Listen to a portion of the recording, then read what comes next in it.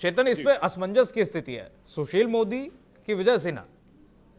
नहीं देखिए, अभी जो खबरें सामने आ रही हैं उसमें सुशील मोदी तक की खबर है। हालांकि विजय सिन्हा को उपनेता यहां पर चुना गया है विधायक दल का। लेकिन खबरें जो हैं, सुशील मोदी अभी रेस से बाहर नहीं हुए हैं।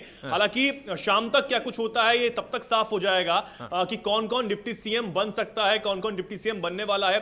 5 से 7 बजे तक का वो इस अंतराल में ही शपथ ग्रहण समारोह होने वाला है। ये उसकी तैयारी भी अब की जा रही है लगातार। और अब से कुछ देर पहले राजभवन के लिए निकले थे, वहां पर पहुंच के दोबारा वापस सीएम आवास के लिए रवाना हो गए नीतीश कुमार। वो समर्थन पत्र राज्यपाल को सौंप दिया है, नई सरकार बनाने का दावा भी पेश कर दिया गया है और राज्यपाल की तरफ से भी कहीं ना कहीं मंजूरी जो है वो मिल गई है। और शाम 5 बजे से 7 बजे के बीच में वो शपथ ग्रहण समारोह बिहार में होगा। कीर्तिमान, 128 विधायकों का समर्थन है इस वक्त नीतीश कुमार के साथ। तो 128 विधायकों का समर्थन पत्र लेकर पहुंचे थे राज्यपाल आर्लेकर के पास नीतीश कुमार। क्या अटकलें लगाई जा रही हैं? मंत्रियों को भी शपथ दिलाया जा सकता है क्या? बिल्कुल बिल्कुल, खबरें सामने आ रही, सूत्रों के हवाले से लगातार जो अपडेट्स हैं वो सामने आ रहे हैं कि करीब 5 से 6 मंत्री पद भी जो मंत्री हैं वो यहां पर शपथ ले सकते हैं। कौन कौन वो मंत्री होंगे, ये उनके चेहरे जो हैं वो तभी सामने आएंगे जब वो मंत्री पद की शपथ ले रहे होंगे। वो तस्वीरें लगातार सामने आएंगी। उसके बाद हम अपने दर्शकों को जानकारी भी देंगे कि आखिर ये कौन कौन जो वो चेहरे हैं जो एक बार मंत्री पद की शपथ यहां पर वो ले रहे हैं, कौन वो होंगे।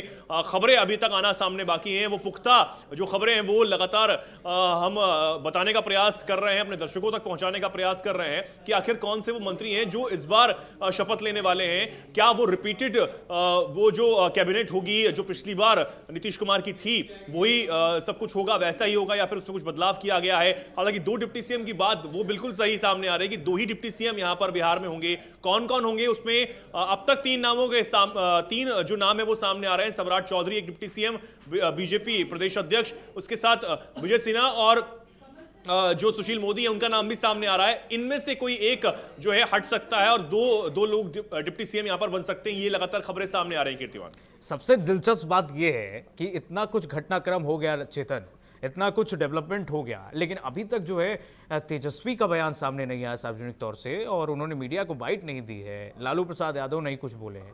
क्या कुछ रणनीति चल रही है आरजेडी की? देखिए, रणनीति बिल्कुल चल भी रही होगी, लेकिन अब कुछ ज्यादा बचा नहीं है आरजेडी के पास।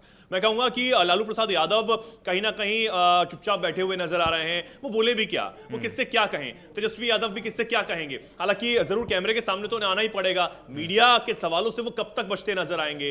कभी तो सामने आएंगे, कभी तो जवाब देंगे। लेकिन उनकी तरफ से या फिर उनके परिवार की तरफ से रोहिणी आचार्य का जो एक बार फिर ट्वीट आया, जो उनकी बहन है तेजस्वी यादव की, उन्होंने भी ट्वीट यहां पर किया और एक तंज कहीं ना कहीं कसा है जेडीयू पर, नीतीश कुमार पर। वो तंज जरूर उससे माना जा रहा है। तो ट्विटर पर या फिर साथ एक सोशल मीडिया पर सक्रिय हैं। हाँ, ये जो रोहिणी आचार्य ने ये जो ट्वीट किया है कि कूड़ेदान जो है, कूड़ा गया कूड़ेदान में कूड़ा मुबारक हो, आपको मुबारक हो, ये क्या अमर्यादित नहीं है?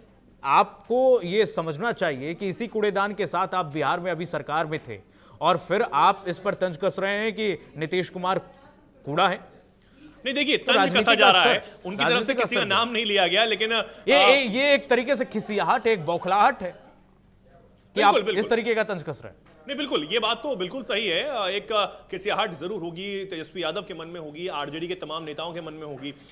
जो सुबह मृत्युंजय तिवारी भी सामने आए, उन्होंने भी इस बात को कहा कि जो सरकार अब बनेगी उसको उखाड़ फेंकेंगे और इस बार 150 से ज्यादा सीटें आरजेडी लेके आएगी बिहार में। तो इस बात का भी उन्होंने जिक्र किया। इस बात को भी कहा कि तेजस्वी यादव जिस गति से आगे बढ़ रहे हैं उस गति से वो आगे बढ़ते जाएंगे और सबको हटा देंगे, बीच रास्ते से बिल्कुल साफ कर देंगे। इस बात का उन्होंने अपने नेता के ऊपर समर्थन जो है वो जताया है, विश्वास तेजस्वी यादव के ऊपर उनकी तरफ से जताया गया। लेकिन तेजस्वी यादव खास तौर पर क्या प्रतिक्रिया देते हैं कैमरे के सामने आकर, क्या कुछ वो बोलते हैं या वो वीडियो जारी करते हैं सोशल मीडिया के जरिए, क्योंकि सक्रिय वो रहते हैं, क्या कुछ करते हैं, अभी तक कुछ साफ नहीं हो पाया है।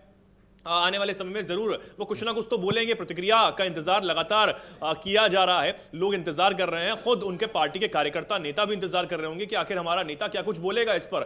कैसे ये सब कुछ हुआ, जो इस सब से अनजान थे, कहीं ना कहीं जो कार्यकर्ता है, जमीनी स्तर पर जुड़ा हुआ कार्यकर्ता आरजेडी का रहा, वो अगर इन सब से अनजान था तो उसको भी कहीं ना कहीं जानना बेहद जरूरी है कि हमारा शीर्ष नेतृत्व कहां जो है वो उसमें कुछ कमी रह गई, या जो सरकार यहां पर चल रही थी गठबंधन की, उसमें क्या कुछ ऐसा हुआ कि इतनी फूट पड़ गई और इतना जल्दी ये घटनाक्रम बदला, सब कुछ हो गया, यहां पर शपथ ग्रहण समारोह भी अब नई सरकार का होने जा रहा है। तो वो जो जमीन से जुड़ा कार्यकर्ता है आरजेडी का, वो जरूर इस बात को जानना चाहेगा कीर्तिमान। लेकिन इस घटनाक्रम से एक बात तो एकदम स्पष्ट हो जाता है चेतन कि नीतीश कुमार को आप भाप नहीं सकते हैं। नीतीश कुमार कब क्या रुख अपना लेते हैं, अपना लेंगे भविष्य में भी आप कह नहीं सकते हैं। और आरजेडी भी कमोवेश यही सोच रही होगी। मुझे लग रहा है कि अगर अब जब पहली प्रतिक्रिया देंगे तेजस्वी यादव और लालू प्रसाद यादव मीडिया के सामने आएंगे, तो कहीं ये ना कह दें कि इंतजार कीजिए आप 3-4 महीनों के बाद फिर से ये हमारे पाले में होंगे। तो नीतीश कुमार का के एक ऐसी छवि बना दी गई है, नीतीश कुमार की छवि अपने आप इस तरीके से गढ़ दी गई है कि नीतीश कुमार कब पलट मार लें, पलटी कर लें, ये आप भाप नहीं सकते हैं। लेकिन फिलहाल जो नीतीश कुमार अब उन्होंने पासा पलटा है और जिस तरीके से तख्ता पलट हुआ है, और नीतीश कुमार जब एनडीए और नई गठबंधन के पाले में जा रहे हैं, तो उन्होंने कुछ सोच समझ करके ये डिसीजन लिया होगा कि आने वाले लोकसभा चुनाव के लिए देखिए हम अगर नरेंद्र मोदी के साथ रहते हैं, एनडीए के साथ रहते हैं, तभी हमें फायदा है। नहीं, बिल्कुल, ये इस बात के फायदे को वो जानते हैं। और कीर्तिमान, मैं बार बार कुछ तस्वीरों का जिक्र करता हूं, बार बार कुछ बयानों का जिक्र करता हूं। जैसे मैंने कहा कि वो पहला बयान जब नीतीश कुमार इस्तीफा सौंपकर राजभवन से बाहर निकलेंगे, वो बयान भी उनका सामने आ गया। तेजस्वी यादव का बयान आने वाले दिनों में सामने आ ही जाएगा। लेकिन अब वो तस्वीर सामने आना बाकी है जब बिहार में प्रधानमंत्री नरेंद्र मोदी एक बड़ी रैली करेंगे और मंच पर जेडीयू जो नेता है या फिर जो मुख्यमंत्री हैं नीतीश कुमार, वो 4 तारीख को बेतिया में बिल्कुल उनके साथ बैठे हुए नजर आएंगे। वो तस्वीर का भी अब इंतजार किया जा रहा है कि क्या कुछ उस मंच से प्रधानमंत्री नरेंद्र मोदी के बारे में कहेंगे, बीजेपी के बारे में कहेंगे, बीजेपी के लीडर्स के बारे में कहेंगे, अमित शाह के साथ अगर वो बैठे हुए नजर आए तो उनके बारे में क्या कुछ कहेंगे, जो पिछले दिनों बीजेपी पर हमलावर थे और कहीं ना कहीं ये कह रहे थे कि मर जाना पसंद करूंगा लेकिन नहीं जाऊंगा। वो अब किस भाव के साथ वहां पर अपनी बात जो है वो प्रकट करेंगे लोकसभा चुनाव के दौरान जब रैलियां हो रही होंगी, तब वो क्या कुछ कहेंगे, लोगों को, जनता को संबोधित करते हुए क्या कुछ कहेंगे, देखने वाली बात होगी। 4 तारीख को बेतिया में रैली है, नीतीश कुमार जो है उसमें शामिल होंगे।